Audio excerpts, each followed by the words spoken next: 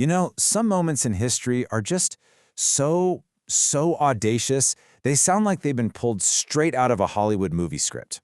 Well, today, we're diving into one of the most legendary hostage rescue missions ever attempted. Okay, so let's set the scene. The date is June 27th, 1976. For hundreds of people, it was just another Sunday, just another day of travel. But for the entire world, it was about to become a defining moment in the fight against terrorism. We're talking about Air France Flight 139.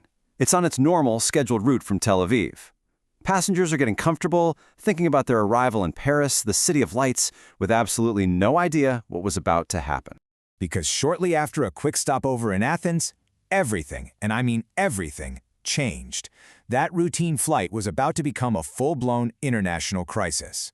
So, just as the plane hits cruising altitude, 4 people stand up armed. And just like that, the calm inside that cabin is absolutely shattered. It's instant chaos and terror.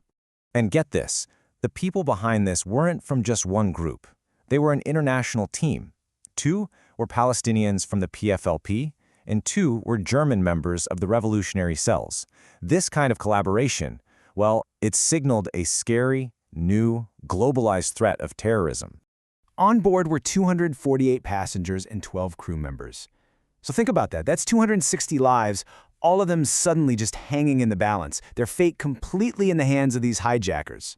So first, the hijackers forced the plane to land in Benghazi, Libya to refuel. And it's there that one hostage, a pregnant woman, managed to secure her release by faking a miscarriage. She was the one who brought the first real, concrete news of what was happening to a world that was just starting to watch.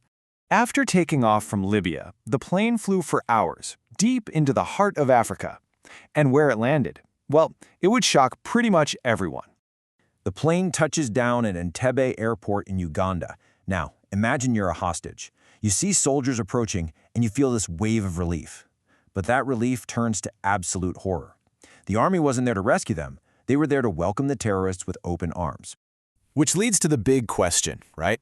Why on earth would Uganda's leader, the notorious dictator Idi Amin, openly team up with hijackers? Well, the answer is a wild story of a friendship that turned into a really bitter rivalry. This whole alliance seems crazy until you dig into the history. See, Israel had once been a major ally to Uganda. They'd even provided military training to Idi Amin himself. But then, when Israel refused to sell him weapons for a war he was planning, Amin felt completely betrayed. So he kicked all the Israelis out of Uganda and became friends with their biggest enemy, Libya. For him, this hijacking was the ultimate payback. Meanwhile, back in Israel, the government is facing this agonizing decision. I mean, their citizens are being held hostage 4,000 kilometers away on hostile ground. What could they possibly do? The hijackers laid out their demands, and they were stark. They wanted 53 militants freed from prisons around the world, a $5 million ransom, and they made it crystal clear, if their demands weren't met, they would start killing people. And the clock was ticking, fast. The initial deadline was July 1st. But in a brilliant move, Israel basically bluffed. They pretended they were ready to cooperate, but said they needed more time to negotiate with other countries. And it worked. The hijackers extended their deadline to July 4th. That bought Israel 3 incredibly precious days to come up with a real plan. So then the hijackers make this very calculated move. They release 148 non-Israeli hostages. Now, they probably thought this would ease international pressure, but it totally backfired. All it did was make their anti-Semitic motive perfectly clear. This was an attack targeting Jews and Israelis. And that only hardened Israel's resolve to do something. With diplomacy off the table and time almost out, Israel chose the unthinkable, a long-range, high-risk military rescue operation codenamed Operation Thunderbolt. The plan was just breathtakingly audacious. 4 giant transport planes would fly under the radar for thousands of kilometers. They'd land at Entebbe, use a decoy vehicle to sneak up to the terminal, take out all the hijackers and Ugandan soldiers, and fly everyone home. The risks were, they were astronomical. And here's the masterstroke of the whole plan. The very first thing to roll out of the lead plane was a black Mercedes, an exact replica of Idi Amin's personal car. The idea was to just drive right up to the terminal, tricking the Ugandan guards into thinking their president was showing up for a surprise visit. But the plan went wrong almost immediately. One of the Ugandan guards, who knew that Amin had recently switched to a white Mercedes, challenged the convoy. The commandos had no choice. They had to open fire. The element of surprise was gone, and in a flash, the silent raid turned into a loud, chaotic firefight. And here's the craziest part. From the moment the first plane's wheels hit the ground to the moment the last plane took off with the rescued hostages, the entire operation took just 90 minutes. 90. That is just an incredible feat of speed and execution.